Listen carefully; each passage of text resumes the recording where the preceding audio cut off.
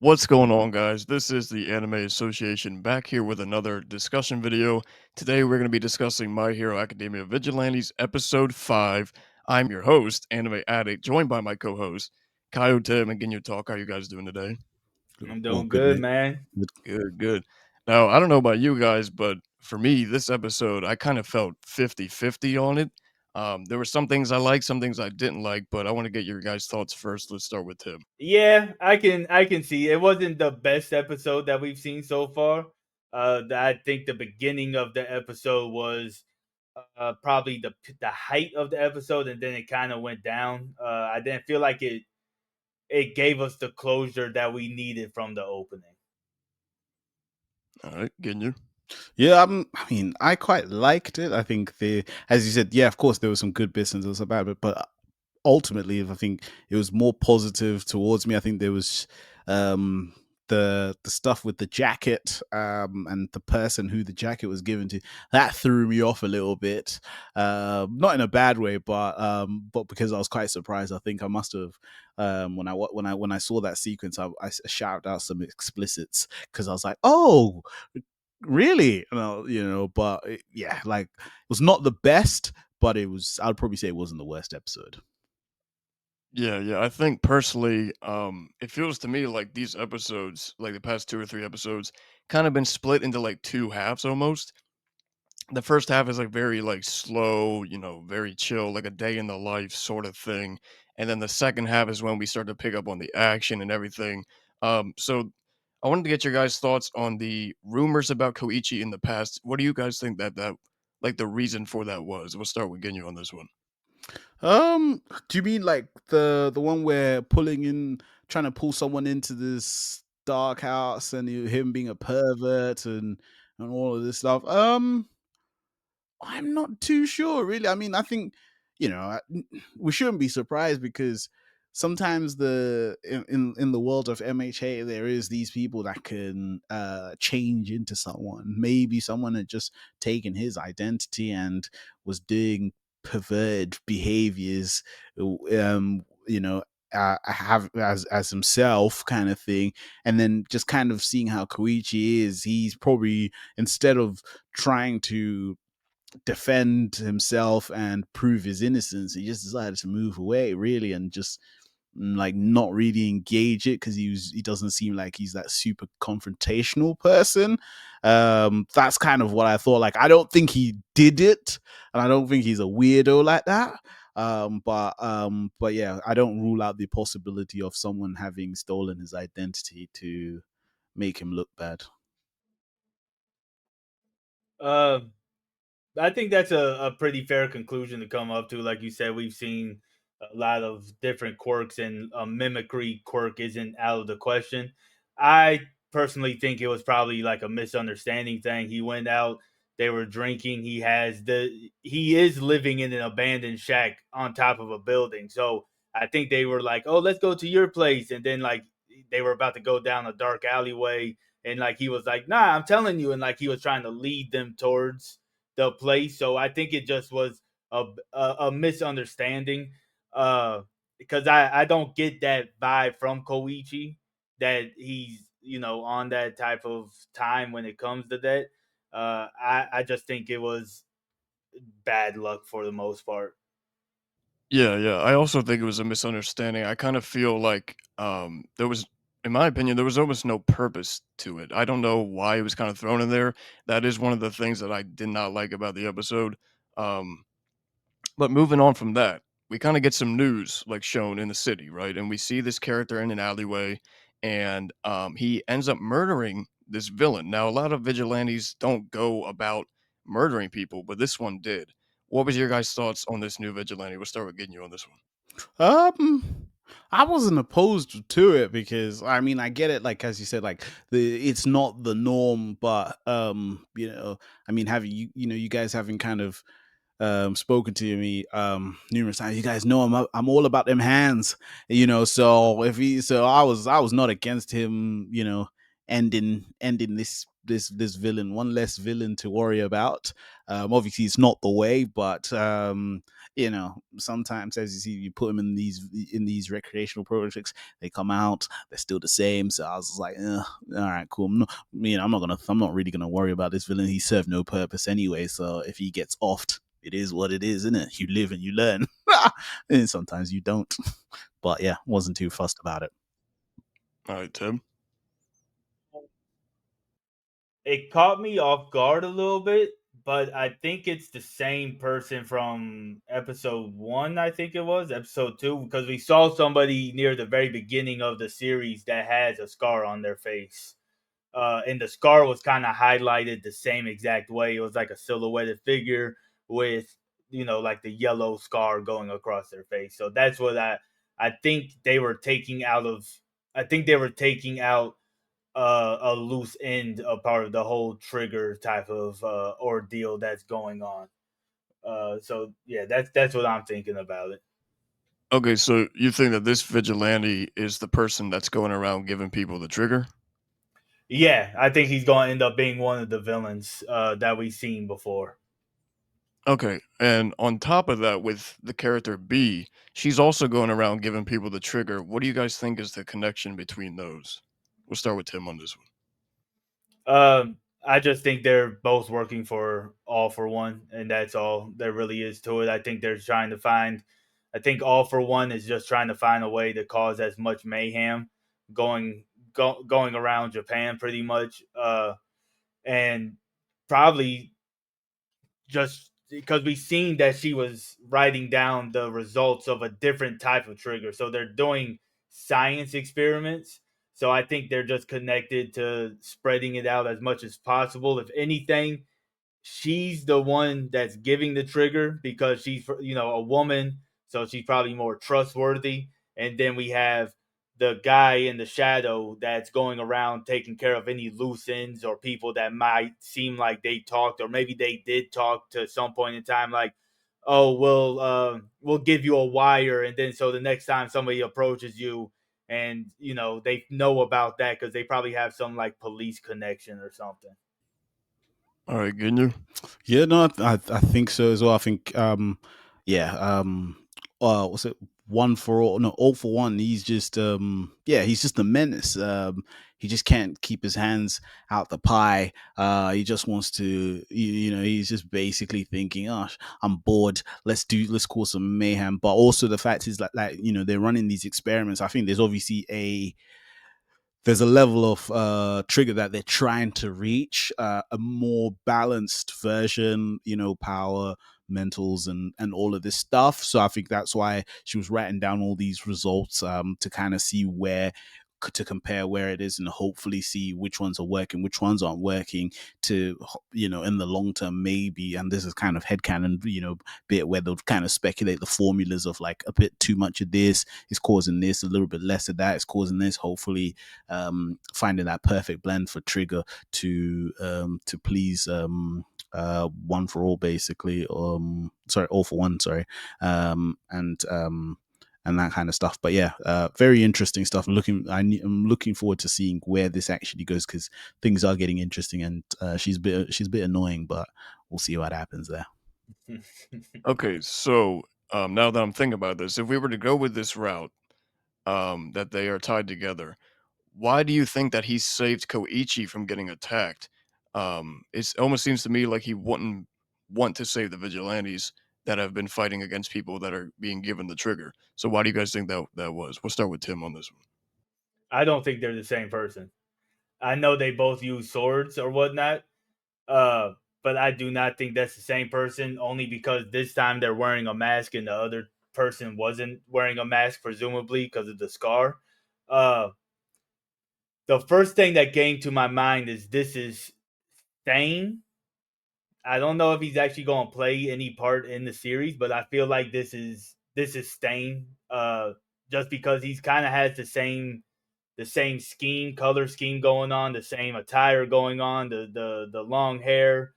So that was my inclination when I saw this guy, was that this is Stain before he went down being Stain type of ordeal. Yeah, I did also kind of think that this might be Stain. Their characteristics are very similar, and I also I don't know if this would be like a some kind of like parallelism with how this scene was like in the alley. Like he's killing these people in alleys, and we had a fight scene in season 2 of MHA with Stain in an alley. So there could be some comparisons there. But Ginyu, what is your take on that? Yeah, I think I kind of echo what Tim is saying. I think as well as you added is like it could be Stain, but also Kuichi, with Stain's behavior is like, he hasn't. I don't. Maybe Stain hasn't seen that Koichi's done anything too disingenuous for him to end, to end him. Hence why he probably maybe, like as you said, saved him. But also but also, on the other side of it, it could be that, he was saved because sometimes these villains like to see, they see this guy and like, you've got potential, I want to see you grow so then I can actually end you at a later time, basically. So that could be one of it, but I lean more to what Tim was saying. I think that's where I kind of stand on, but I don't rule out the possibility that he, whoever saved him is saving him for waiting for him to get better, and then eventually try off him. Yeah, so there was something that I did want to add that I just started thinking of. Right before this, we saw Knuckle Duster was saying he's too busy to join them tonight, and then we Mm. ended up seeing this character. If it is Stain, I wonder if that's why, because Knuckle Duster doesn't. He's not the most, he would fall in the category of somebody that Stain would want to get rid of as a hero, as a vigilante ordeal. So I wonder if there's some connection between those two as well. So you think that Knuckle Duster knows who he really is? I think if it's Stain, or it doesn't even have to be Stain, but I think that there is, because we know Knuckle Duster knows who the B girl is, so I think he is very aware of who the other vigilantes in the area are and what their motives are. It would make 100% sense that somebody as prominent as Knuckle Duster would know more about the more dark side of everything going on within the vigilantes. Okay. Yeah, that does make a lot of sense. That some of the stuff you're saying, I didn't even think about during the episode, but now that you're saying them, I'm starting to think. But kind of going back a little bit, we kind of skipped over the scene of a young pop step. Now, I don't know about you guys, but for me personally, I thought it might have been her brother because the whole time I thought it was a boy. But what are your guys' thoughts on Koichi saving Pop Step when she was a young girl? We'll start with getting you on this one. Commendable. You appreciate the sentiment. I think it was more that aspect where he kind of said, "Oh, I throw away my hero aspirations, whatnots that day," and she kind of just goes off and goes to her house. She looks at the jacket, says how she thinks about it, and gives more strength and all of this stuff. And then she was like, "Oh, uh, you know." I'm not a boy. I'm not a boy kind of thing. That's the bit where I was like, oh shit, because it threw me off the loop. It threw me for a loop. I was like, what the hell? So at first, the first thing I thought about was the stuff with Lazarus and Windbreaker. I was like, oh, sorry, are we getting another situation where, obviously this a third episode on the bounce, from a different anime where they're kind of touching those lines of transgender and whatnots, but it seems as though like it wasn't. But yeah, no, definitely threw me for a loop the first moment when I saw it because I was not expecting that at all. Thought it was a dude. Yeah, yeah, me too. Tim, what were your thoughts on that? Uh, I can't remember the exact lineup like setup for it, but I kind of figured it was Pop Step from the very beginning. It mostly because of the little puff of hair in the back. It never even crossed my mind that it was somebody else. Only because of there, I can't think of the scene that led up before it, but it was just the way it led into it. It made me believe that because she was like, he lost the jacket to save somebody, and then like she made like a face type of, or then that had me already in the zone that this was who she was. Uh, it seemed like it mirrored Deku a lot to me. Going in, rushing and saving his life, not knowing what it is. Now, of course, you had the silliness of it where it's only knee deep for him, water wise. But I thought it was a pretty cool thing to add in, and that was one thing I was anticipating throughout the whole episode was her representing the hoodie. So I think that's something that I'm looking forward to actually seeing is that section coming full circle. Yeah, so with these circumstances between Koichi and Popstep, do you guys think that in the future they're basically going to keep a teacher student type of relationship, or it might turn into something else? I think it's just going. I think it might just stay like a camaraderie type of thing. Like they're just partners, and I think that's what's going to stay. Like I haven't gotten any of those type of uh vibes from Pop Step having those feelings, or even Koichi having those feelings. It's not like what's her name? Yoraka, isn't that her name? Deku, Oh, the gravity girl. Like yeah. they use like within this point in time in the series, like she would have been blushing around him for no reason. Pop Step did blush around him, but it was more out of embarrassment instead of feelings towards him. So I think it's going to stay like more partnership and platonic than anything else. Yeah, Yeah, no, Ginyu? I echo what Tim is saying. Yeah, I think it's going to stay a very platonic relationship. I think maybe later down the line, once that training, like that relationship, has kind of ended and they've gone their separate ways, and but they still stay in contact. Maybe something more may happen there, but for the duration that they're going to be working with Knuckle Duster and being around each other more often, I think that it's just going to continue being that friendship and teamwork kind of relationship. Nothing more to it, but you know, um, with anime, you never say never because next week's episode, it's all like, oh my god, why am I blushing, kind of shit.